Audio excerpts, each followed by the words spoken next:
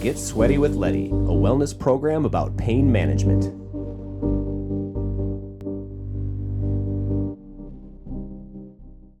We are back for another episode of Get Sweaty with Letty. It feels like it's been months since I've been sitting on this bench in this location. So it feels really good to be back. And the sauna was calling my name after a busy weekend that we had at the tap room. And I don't think I could have a better guest today than my good friend Mike Jones, who, Mike and I just really became friends over the last couple years here, mainly through going to Dance Agenda events and really just building this community with each other in a sense that you were well into before I got there. But this I don't know, just this sense of love and togetherness and community that we get to engage in outside of work is really just a huge lifesaver in a sense. The healing properties of just being with somebody and being with a group of people are immense. And I can't stress that enough, that if you're someone that's home, you're struggling in pain, and you're trying to do this in solitude, to get out and try to find yourself a community, because it is huge. And we're going to be talking a little bit about that today. Mike is a man of many accomplishments.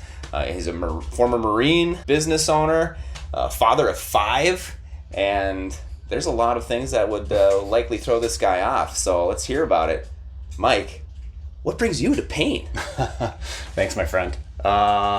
So there's a lot of avenues that we could go into, but the primary one that I was thinking from a pain standpoint is being an entrepreneur and going through the phase of building my first couple of businesses while raising a family and having the stress of trying to take it all on. And when things actually go south and go wrong, having those translate into physical lack of wellness and pain, if you will, and having to figure out how to transition into having the tools, activities that can make people thrive again, despite having high stress lives and environments that we live in. So that's kind of the general area that I was thinking about. Yeah, no, I love it. And there's a lot of entrepreneurs out there. There's a lot of people that want to be entrepreneurs. Maybe you've been stuck in your work pattern for years and you can't figure out a way to break through.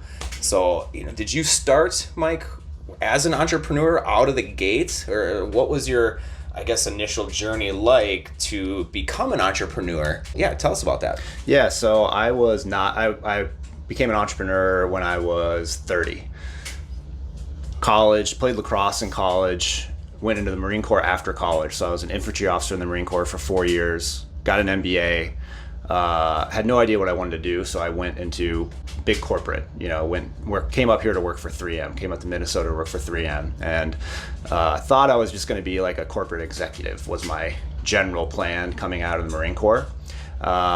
Lasted a few years, did okay, but had a good sense I wasn't going to thrive and that wasn't going to be my thing. Mm-hmm. And luckily, I got the opportunity to open the first CrossFit gym in St. Paul. Oh, sweet. And so my ex-wife and wife at the time, she was a trainer, and she was a very gifted trainer. I got into CrossFit being someone who was into athletics my whole life and saw that it was a very special thing. And so that launched us and me off into my entrepreneurial journey. So we started the first CrossFit gym in St. Paul, grew and merged with a friend who had the first CrossFit gym in Minneapolis called CrossFit Minneapolis, grew that to 4 locations, sold it, launched our own fitness brand called Alchemy 365, scaled that, expanded to another market, had a lot of success,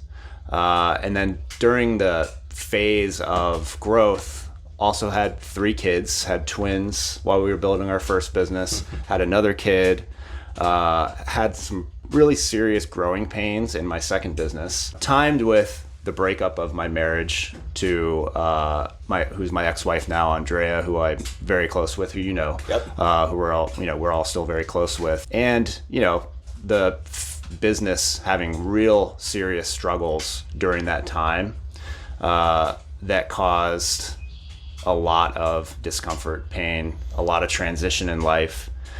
And then, of course, we all work through those stages.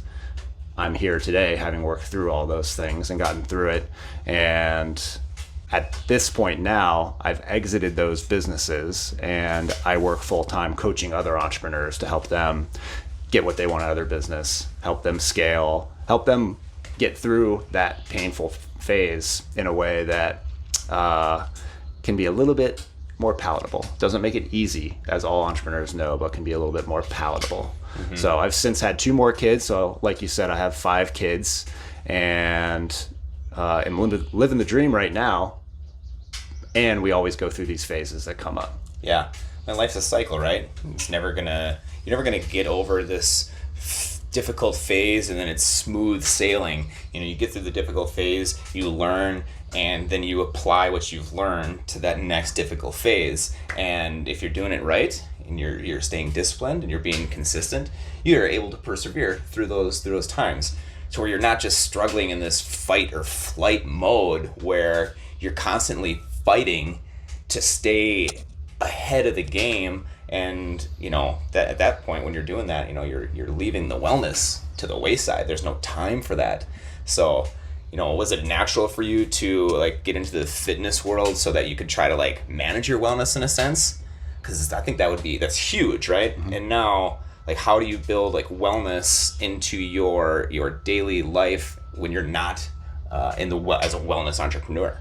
Yeah, it was. It was one part being opportunistic to seeing a great opportunity in front of me, and another being really interested in the wellness space because it felt like a efficient way to stay healthy, right? I could do the work that is aligned with trying to stay fit and healthy every day. So that really it felt like a good fit, and it was for a decade. I ran those fitness companies for a little over a decade, and they were great for me.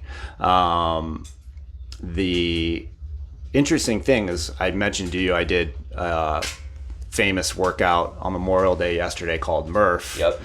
And that's a long workout. It's a run a mile, 100 pull-ups, 200 push-ups, 300 squats, run a mile, right? And you do whatever variation works for you. This is actually my 15th year in a row doing it. Nice. And I did half Murph because I didn't really feel the need. I haven't felt the need in a while to go full workout unless I'm really feeling it.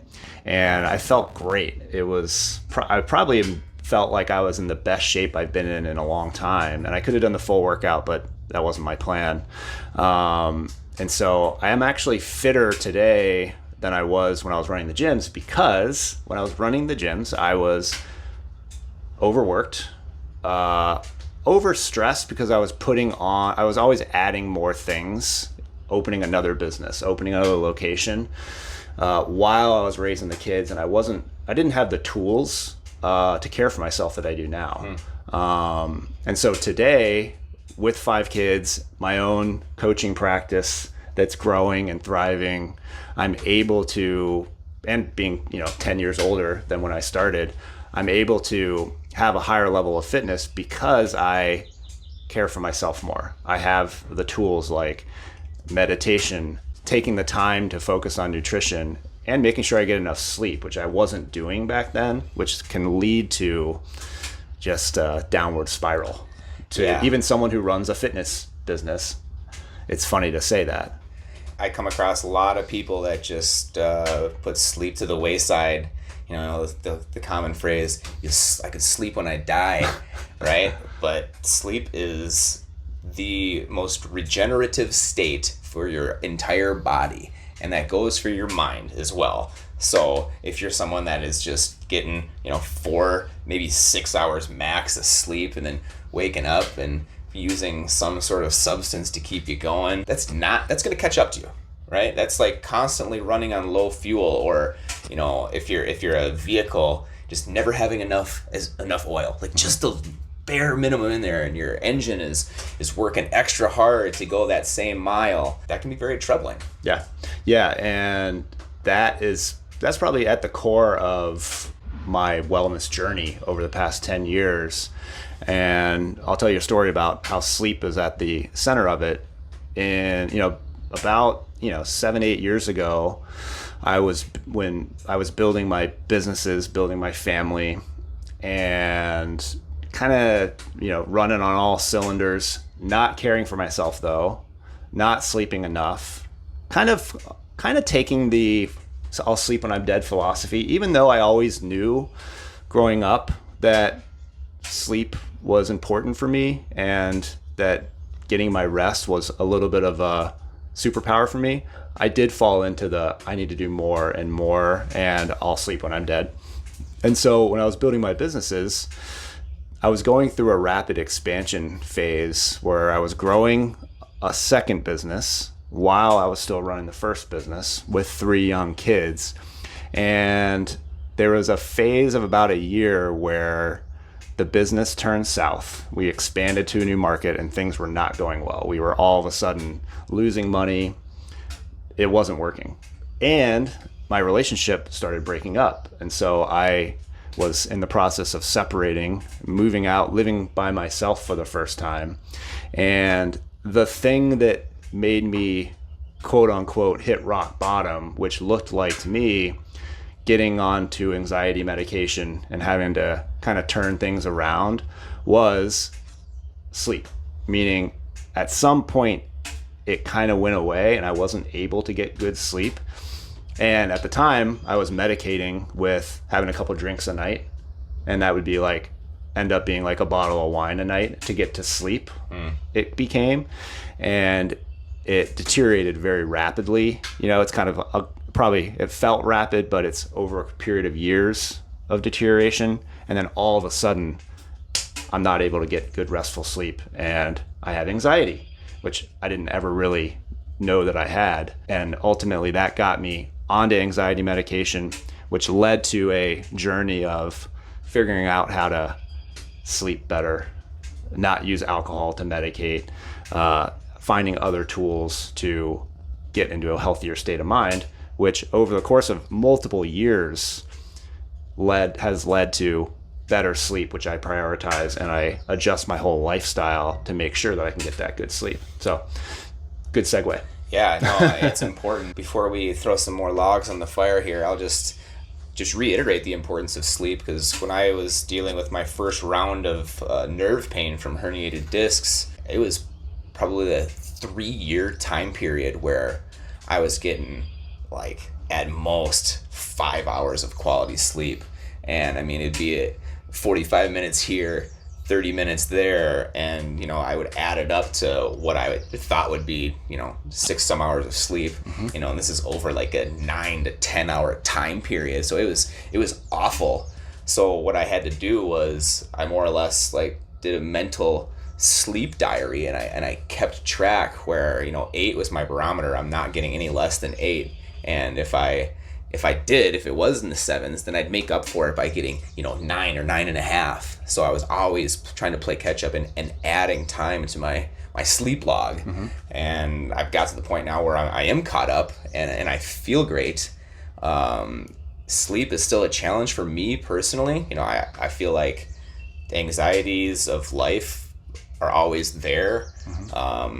For me, I pee a lot at night, so I gotta figure that out. I know that there's not a trick, but there's something I can do, and I will figure that out.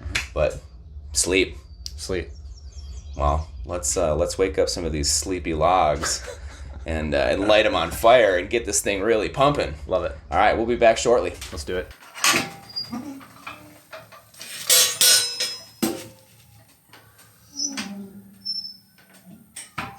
Oh boy, I always forget how much easier it is to get this thing hot as hell when we're not dealing with 0 degrees outside. Yeah, it's firing. Yeah, I'm already sweating. I'm a pro though. I'm a pro at sweating. That's what we do.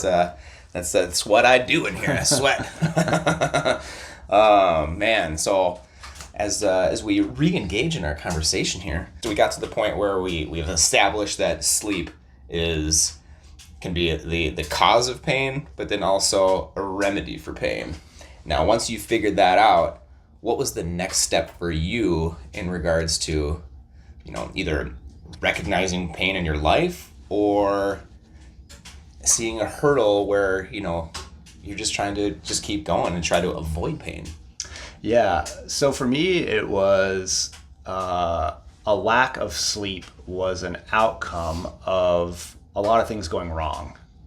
And that deterioration caused more things to go wrong, and the emergence of anxiety, rumination, worry, which really can lead to, as anyone who has anxiety or has experienced it, can really lead to a rapid deterioration of mental health and well-being.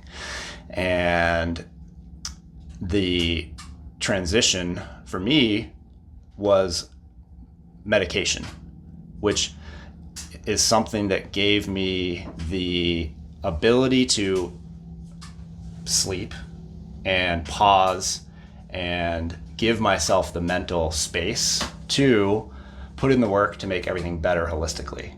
And so I'm not a proponent of throwing medication at things. I'm a holistic wellness type person. Yeah. But with that being said, there's a time and place where medication can help, right? Mm-hmm. There's, for disease, and some of these medications for mental health issues really helped me have that pause so that I could install new tools to ultimately learn how to sleep on my own, and get well without all that stuff. Because the anxiety medication that I took made me sleep. And so I took it at night before bed, and it just knocked me out. And that helped me recover for a period of time. And it's probably like, let's say, really a 4-year period where I slowly got better and slowly got better at sleep and slowly got better in other areas so that I could get off the medication. And so I've been off it for a couple of years now, but that was really important. And during that time, things that I did in order to make it so that I could get off and could get normal sleep on my own was, one, change my lifestyle. Adjusted the businesses that I was in, get through a painful divorce, change how I approach my day-to-day life so that I could prioritize sleep, have stress reduction activities, do wind downs in the evening, and then all these 100 other tools to make it so that I could progress in that direction. Well, so when you started to get on the anxiety medication, did you have a mindset going in that, this is going to be temporary, or, was the doctor who prescribed it, did they set you up with any information like this is the best guideline for this, or was it kind of just like, here's some pills, take this, and report back? I don't think I had enough. Well, I think I was struggling enough to just be looking for some way out. Mm-hmm. So I didn't overthink it very much. It was, I'm struggling. Things are not going well. I'm not in a good mental state of mind, mentally or physically. So I'm on a bad path, mm-hmm. And it took real discomfort, real pain, and a couple people that are really close to me to say, you need to get on medication. You need to go see a therapist or a doctor, to ultimately take the step, go and get prescribed. And, I hadn't slept a full night's sleep for a couple weeks at this point, and I was spiraling. And I was supposed to go on a 3-day trip to Scottsdale with my girlfriend at the time. And she was one people that I'm thankful for. She had been pushing me like, you need to do something. And something triggered that day where I was like, all right, I'm going to go to the doctor. And I went to the doctor and got lucky with a general practitioner who had experienced anxiety the way that I had and said, I want you to take mirtazapine, which is what he'd been on. You take it at night. It's going to make you sleep. It's going to help you with your symptoms.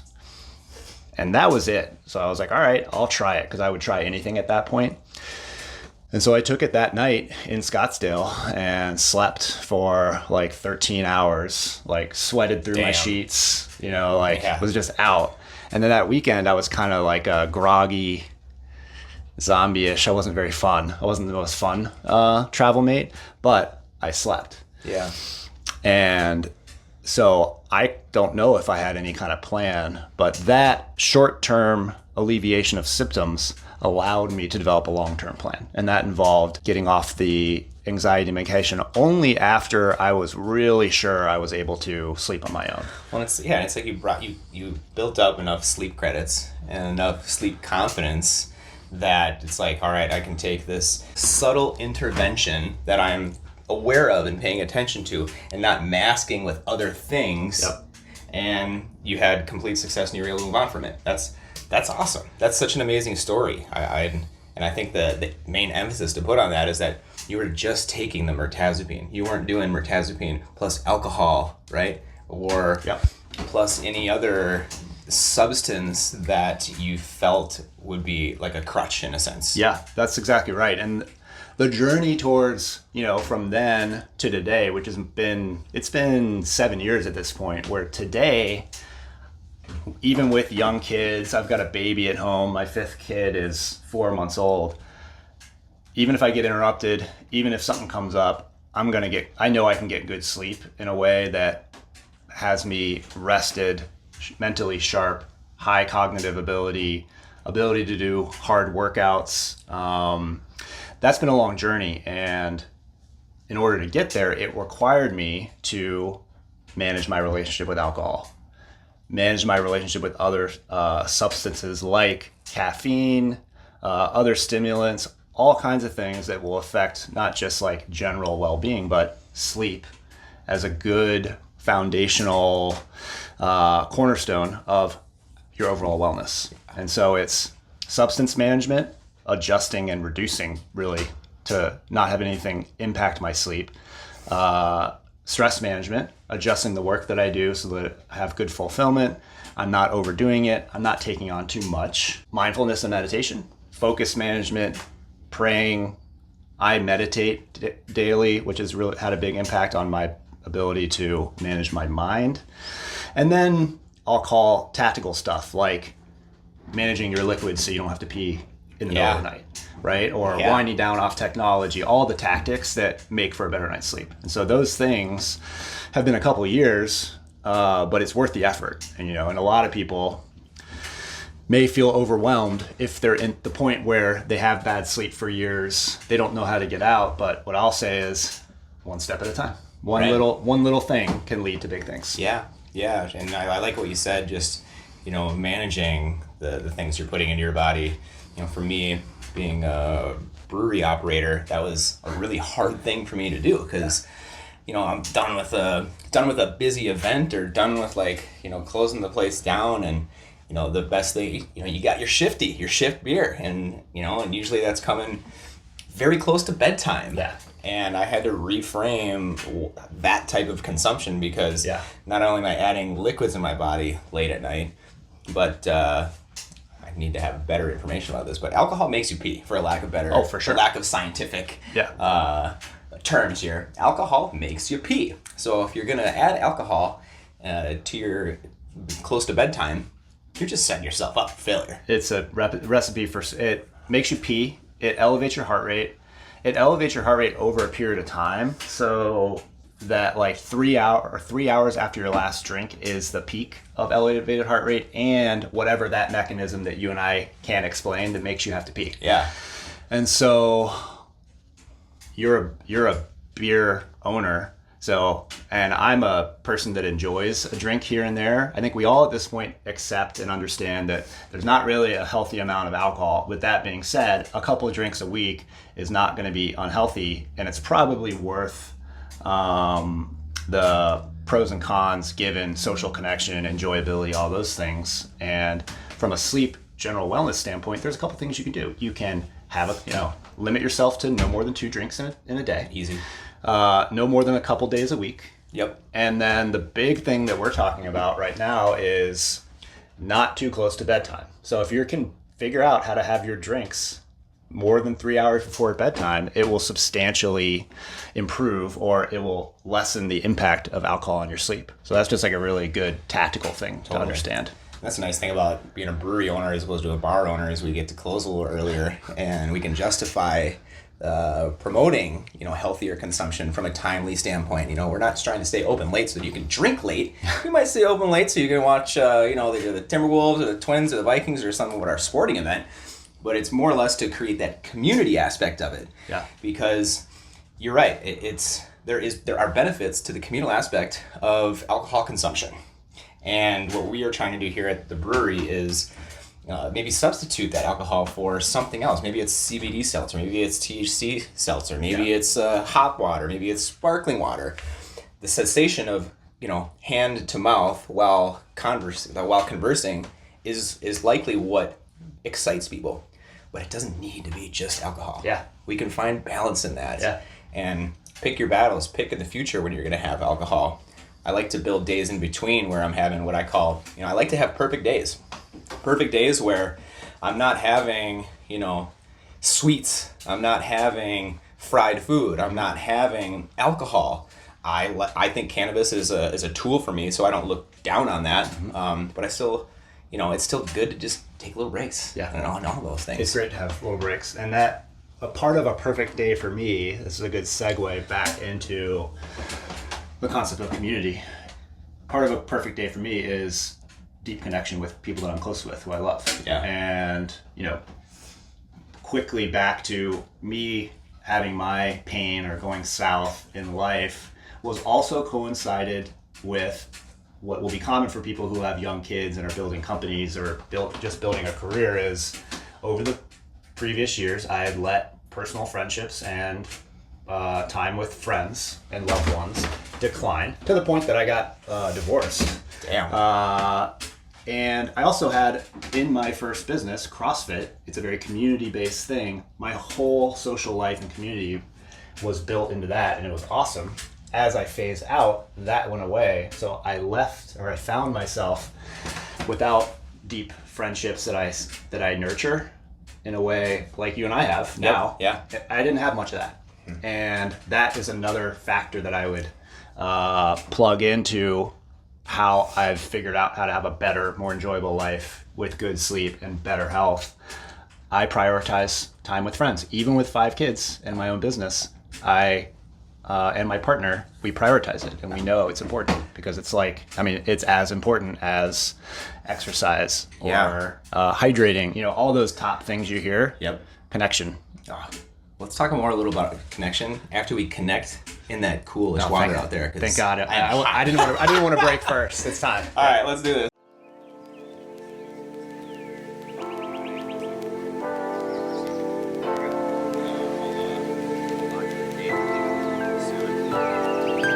Oh yeah, I think this is the first plunge without the platform, so we're gonna be swimming a little bit here. It is mucky down there. I remember when this was so don't kick too much, but just know that we'll be getting a nice little pedicure with all the muck down here.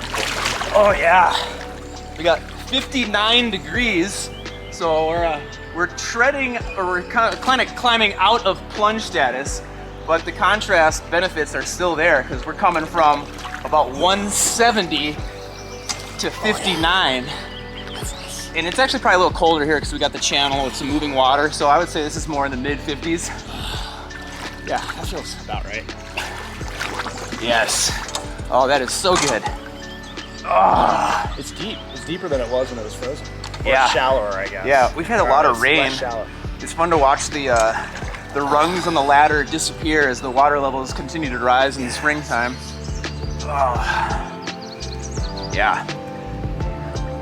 I'm sure you guys all watching us, we're not in as much pain as we usually are in the winter time, or as much glory as I like to say. Yeah, much. It's not as arduous. But it's still incredible. Unless you're Jen Virale, who stays in it for 5 minutes. Oh man, Jen was a beast. Yeah. Jen was a beast. She was like, I remember, I'll never forget, I looked over at her and I'm like ready to get out, and she just did this move where it looked like she was settling in for like another 5 minutes, and I was like, oh my God. So I had to pull the plug. On it. I've gotten up to 3 minutes, and that's just where I stay. I find that very doable, and I don't feel any urge to go longer than 3 minutes when it's really cold. But this low 50s is pleasant. It is. Until, for a while. Yeah. Got some curly leaf pondweed here. This is one of 2 invasive plants growing in the lake. Oh, it is? Starts to grow at about 55 degrees, so yeah, you can tell it's out there.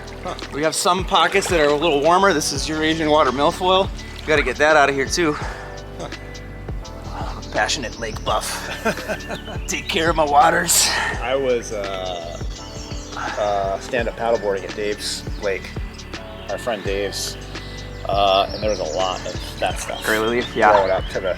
Yeah, that's a nice little shallow body, so you're gonna get water temps that heat up real quick. Okay. And then if you get sunlight, which we've had, they just you can watch that grow. Yeah, there's a lot. We'll get Dave on for an episode too. Love you, Dave. Yeah, he'd be good. Shall we? Yeah. That was nice.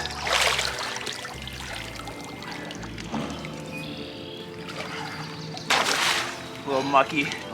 Yeah, it's okay. Yeah.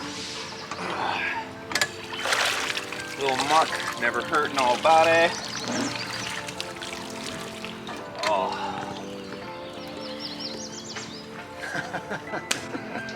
All right, let's get back to that heat. This is a great way to start the week. It is. Short week. I'm doing,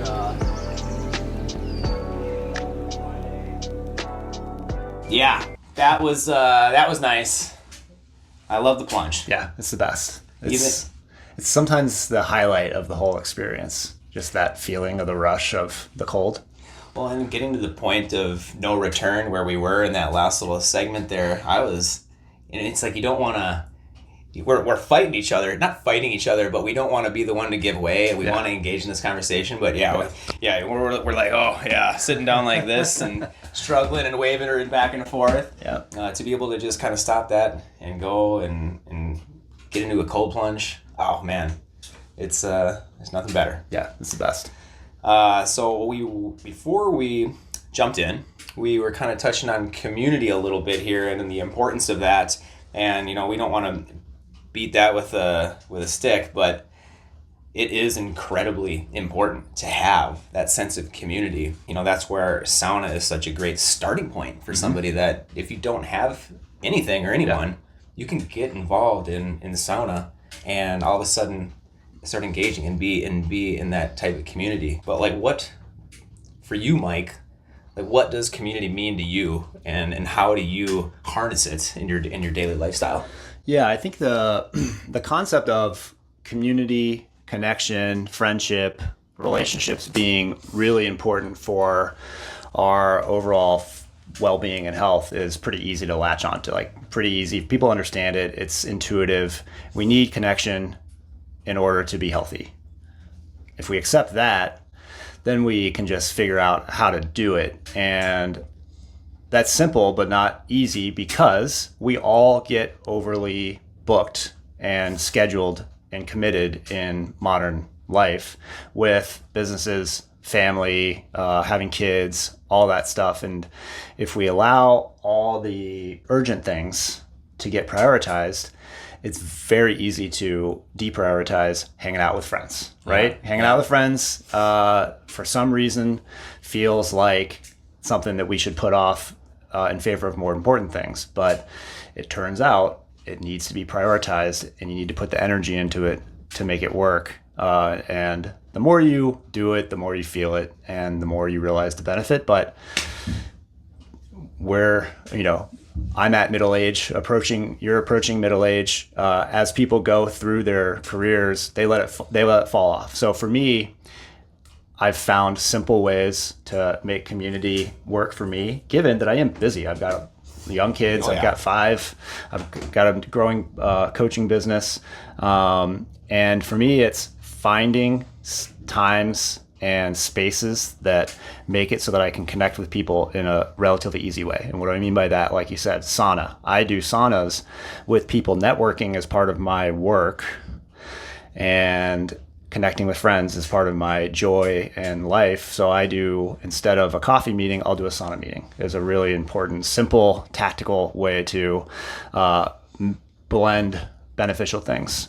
You and I met at dance events. We like electronic music. Yes, and so we simply took something that we are passionate about and find like-minded people within that, so that we get to hang out. A lot of the times we'll hang out twice a month without even texting each other. We just show up at the same place, which is really convenient when we're busy. We of course do text each other and ask if you're going to be at the place, but we don't actually have to make time to do one-on-one. We still have probably once a quarter, I would guess, since we became friends. And that's probably about as much as our schedules would allow, but we get to see each other at least once a month just because we're involved in the same thing. So that would be for people, if you're in the phase that I was in, where you're not having a lot of deep, meaningful friendships that you have invested a lot of time in and you need to rebuild. One simple recommendation is, what are you interested in? What are hobbies that you like? Go find people that are doing that and ask people to connect, right? Yeah. And then the other one would be people that you want to reconnect with. What are things you all like doing that are healthy and kind of double dipping, like sauna or going for a walk or going for a run or going for a workout? You can list it, anything. The only caveat for me would be the old ways you did it might not be the right way to do it. Like for me, it would be going to the bar and getting drunk together. I don't need to do that. That's not productive for me. Maybe have one drink after we do a physical activity is great. But you might need to take a little creativity, and it might take time, but it's worth the effort, is my point. I love it. Yeah. Sleep, balanced consumption, community. 3 great pillars to stand on when you're trying to stand above the water. That is stress in life, stress and anxiety. Yeah, and those are 3 things that, frankly, 10 years ago, wellness, fitness experts weren't talking about as much. It was more nutrition, get your workouts in, and then sleep was starting to be mentioned, but it was kind of like the tertiary thing.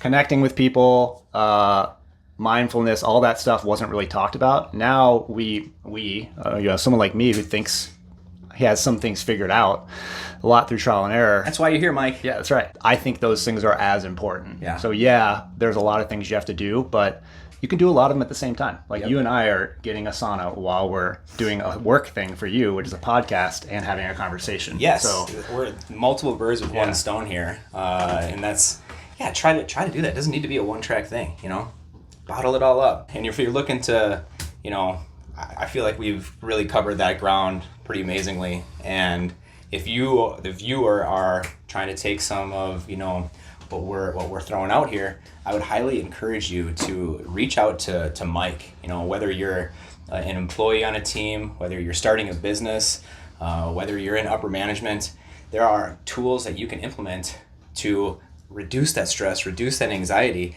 And it starts with just a simple meeting here with Mike Jones. Yeah, thanks for the segue. That's literally what I do full time, is coach leadership teams of small businesses and startups to, we say, get what they want out of their business, which is really helping them implement a timeless set of tools to help them get their time back, create structure to allow them to grow, allow them to let go and not do all the things. It's called EOS. It's based on the book Traction. And I help entrepreneurs and their teams work through some of the things that I had to work through the hard way, and just get through these challenging growth times a little bit easier. Yeah, I love it. What's the best way to find you, Mike? Email mike.jones@EOS Worldwide. I'm also on LinkedIn, Mike Jones. That's where I'm most active with content. Nice. Or you can find both of us at most Dance Agenda events. Shout out to Leo. You are a curator of community, and we got to get you on the bench to talk about everything too. Yeah, you should get Leo. Yeah, you and I are at about 90% of their events. So, we're pretty high attendance. Yeah. So search Dance Agenda, search Mike Jones, find your nearest sauna, go get sweaty, push the limits, take your life to the next level, and we'll see you next time on Get Sweaty with Letty. Thanks, brother.